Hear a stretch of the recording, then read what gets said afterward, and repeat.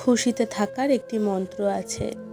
আশা কেবল নিজের ওপর রাখুন, অন্যের ওপর নয়। তার সাথে অবশ্যই থাকুন যার সময় খারাপ, কিন্তু তার সাথে কখনোই থাকবেন না যার উদ্দেশ্য খারাপ।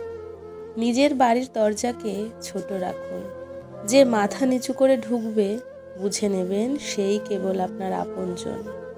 যদি সম্পর্কে রাগ, অভিমান, ঝগড়া এগুলো কমতে থাকে, তাহলে বুঝে নেবেন সম্পর্কে দূরত্বের সৃষ্টি হচ্ছে। কেউ খুব সুন্দর একটি কথা বলেছেন, যদি মনের মধ্যে কিছু রেখে বাঁচেন তবে মন ভরে কখনোই বাঁচতে পারবেন না। মানুষ জন্মের 2 বছর পরেই কথা বলতে শিখে যায়, কিন্তু কি কথা বলতে হবে সেটা জানতে সারা জীবন লেগে যায়।